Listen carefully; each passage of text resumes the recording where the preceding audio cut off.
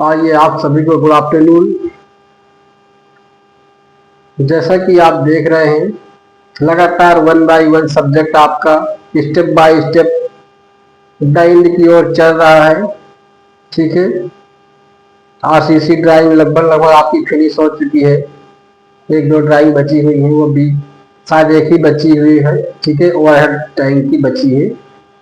RCC के bill आपके 3 chapter बचे हैं। स्टील अभी 2 ही चैप्टर हुई थी, तो हम सोच रहे कि चलो आप लोगों के साथ साथ तैयारी स्टील ड्राइंग की भी चलती रहे। तो हम आज स्टील ड्राइंग का एक बहुत ही इंपॉर्टेंट टॉपिक लेके आए हैं, जहां से आपको एक क्वेश्चन मिलना ही मिलना है पेपर में। ठीक है, पहली ड्राइंग देखिए आपकी ट्रस की रहती है, तो ट्रस आपको समय निकाल के एक बार ओवरव्यू उसका दे दिया जाएगा। ठीक है, आज हम बात करते हैं एसएसबी में बहुत इंपॉर्टेंट टॉपिक है बीम टू बीम कनेक्शन का, कि बीम के साथ बीम को कैसे जोड़ा जाता है। ठीक है, तो ऐसे स्टेप बाय स्टेप आपकी 2-4-6 लेक्चर में स्टील ड्राइंग फिनिश कर दी जाएगी। आइए बात करते हैं ड्राइंग के बारे में। आप लगातार एसकेटी एजुकेशन में बने रहिए, ज्यादा से ज्यादा वीडियो को शेयर सब्सक्राइब लाइक करवाइए। ठीक है, बात करते हैं। बहुत इंपॉर्टेंट है और बहुत इजी है, आप एक बार समझ लीजिएगा सही से। भाई कुछ नहीं है, स्टील स्ट्रक्चर ड्राइंग में आपका बीम टू बीम कनेक्शन है। कितने प्रकार कनेक्शन होते हैं बीम टू बीम कनेक्शन? 2 प्रकार के हैं, पहला फ्रेम, दूसरा सीटेड कनेक्शन। ठीक है, अब ये हम फ्रेम कनेक्शन के बारे में बात कर रहे हैं। फ्रेम कनेक्शन के बारे में बात कर रहे हैं, कोई डाटा आपको दिया गया है, take following data and draw beam to beam framed connection. ठीक है, नीचे दिए गए आंकड़ों से आपको beam to beam framed connection का चित्र बनाना है। कभी ऐसा बोलता है, याद रखिए हमेशा आपको फ्रंट व्यू और साइड व्यू है बनाना है। मेन बीम आपको दी है ISHB 400/77.4 kg पर मीटर। सेकेंडरी बीम जो दी हुई है बोथ बीम्स, ठीक है, दोनों साइड बीम जुड़ रही हैं, तो ISLB, ठीक है, 250/227.9 kg पर मीटर है। स्प्लिट एंगल सेक्शन आपको दिया गया है ISA 90x90x8। ये सारी डायमेंशन आपकी mm पे दी गई है। ठीक है, ये mm पे ही। रिवेट डाया आपको 18 mm दिया है। देखिए जैसे दिया है ISHB, ठीक है, इंडियन स्टैंडर्ड हैवी बीम होती है।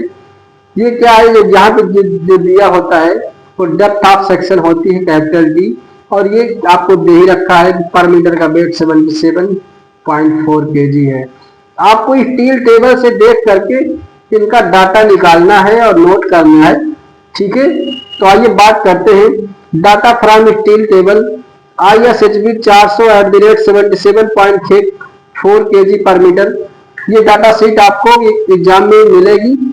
ठीक है, हाँ, तो आप वहां से पूरा डाटा नोट करेंगे। देखिए जो 400 था वो D का मान था, D = 400 mm। BF width of flange 250 mm और TF thickness of flange 11.7 mm। ठीक है, ये इतने डाटा आपको देखना है। और एक आपका साथ में TW आपका यहाँ पे रहा जा रहा है, थिकनेस ऑफ वेब। तो थिकनेस ऑफ वेब आपका हम थिकनेस ऑफ वेब है। ठीक है, इसका अप्रॉक्सीमेट आपका ले लीजिए। डाटा आपका हम बोले दे रहे हैं 9.2 है। ठीक है, 9.2 mm है। आप ये टेबल से एग्जैक्ट वैल्यू नोट कीजिएगा। ऐसे ISLB 250/27.9 kg पर मीटर के लिए D का मान 250 है, BF 125 mm और TF 8.2 mm, TW 6.1। यही डाटा क्यों देखना होता है? क्योंकि देखिए कोई भी आपका स्टील का सेक्शन होगा तो इस शेप का रहता है, U रहता है।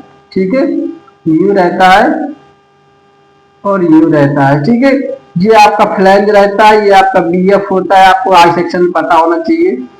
ये आपका TF होता है, ये आपका इतना TW होता है। ठीक है, और ये तो आपका कैपिटल D जो सेक्शन का दिया रहता है, इसीलिए हमें ये डाटा निकालना जरूरी होता है। ठीक है, ठीक है ना, तो इसीलिए ये डाटा इतना ही हमें चाहिए।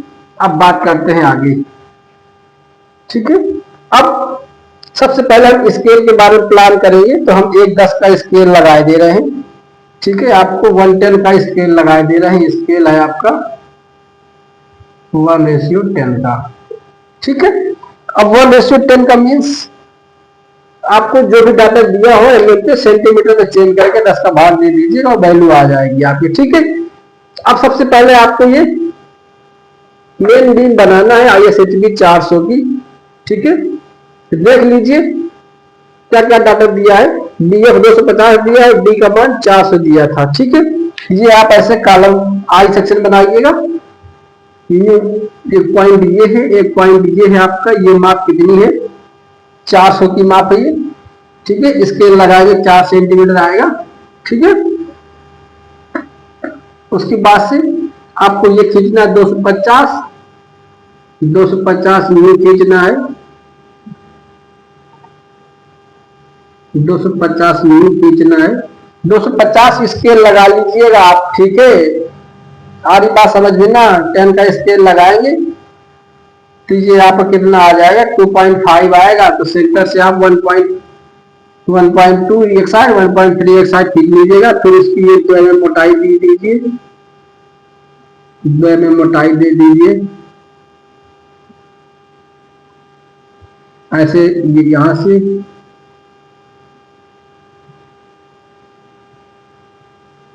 आप प्रॉपर उसको मेजर करके बनाइएगा ऐसे, यहां से और ऐसे आपको यहां से। ये आपका आई सेक्शन ये आपका बन गया 400 और 250 के, ये आपका मेन बीम बन गई। अब सेकेंडरी बीम कौन सी है 250 की है। देखिए 250 की है, 250 है तो एक काम कर लीजिए, यहाँ पे आप इसका कोई सेंटर पॉइंट मार्क कीजिए।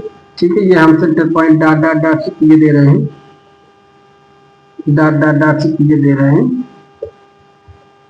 इसके आप 250 का आधा 125 इधर और 125 इधर पॉइंट लीजिए और यूं इसको खींच दीजिए और यूं इसको खींच दीजिए। ठीक है, ऐसे इधर कंटिन्यूअस सेक्शन लगा दीजिए। सेम काम इधर कीजिए और इधर से आप यूं कंटिन्यूअस लगा दीजिए। ठीक है, अब डायरेक्ट ये टच नहीं होती है तो इसलिए आपको यहाँ पे एक्सपेंशन गैप देना होता है। ठीक है, 6 से 8 mm का एक्सपेंशन गैप होता है, तो थोड़ा सा आपको ये गैप बनाकर ही खींचना है। ये गैप बनाकर ही थोड़ा सा खींचना है 2 mm का। ठीक है, अब उसके बाद से इतनी माप आपकी कितनी है, ये माप आपकी 250 है और इसी में आपका ये TF लगा हुआ है, थिकनेस ऑफ फ्लैंज। तो आप ये थिकनेस ऑफ फ्लैंज पे खींचिए, थिकनेस ऑफ फ्लैंज इधर से भी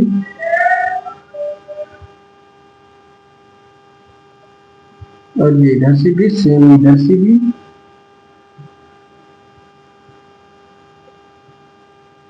सेम, इधर से भी।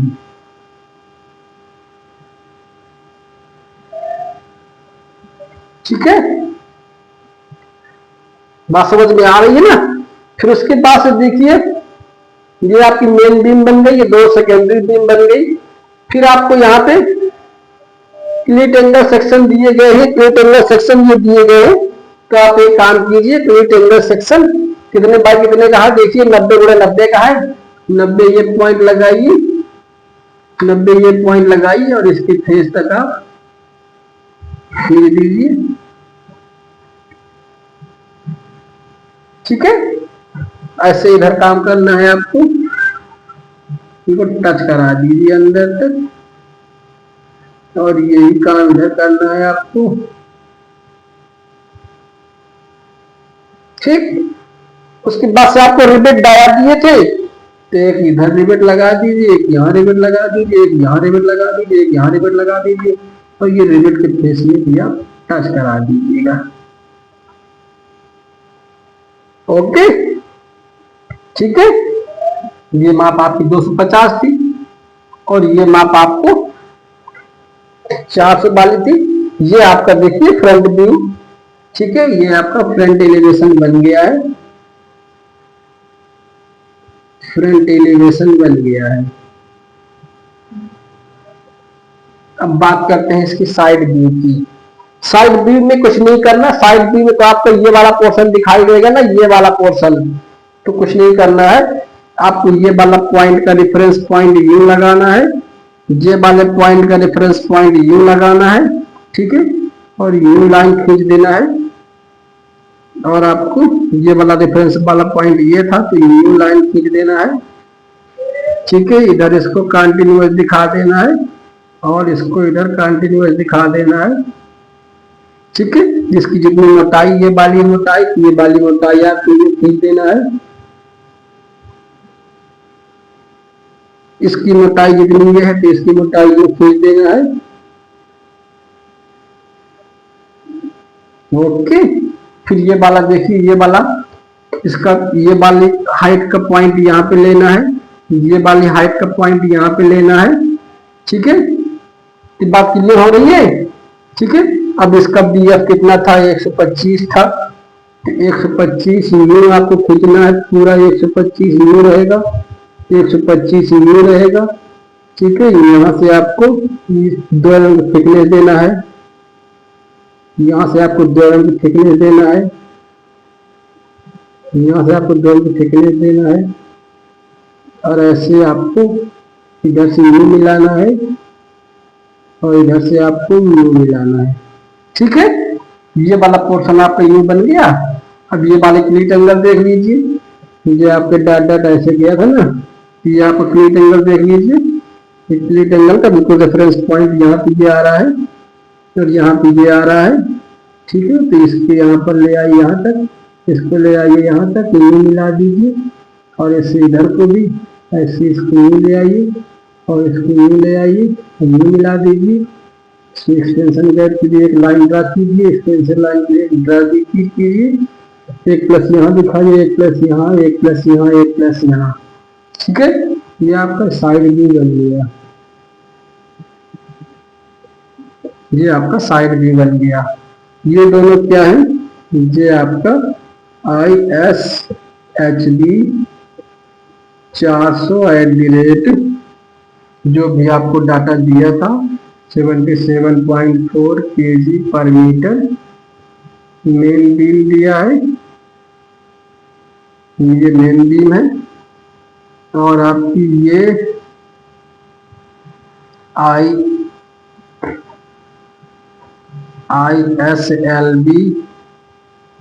ISLB आप कितना था, 250 @ 27.9 kg पर मीटर सेकेंडरी बीम है, सेकेंडरी बीम है, ठीक है। ये आपका सेकेंडरी बीम बन गई।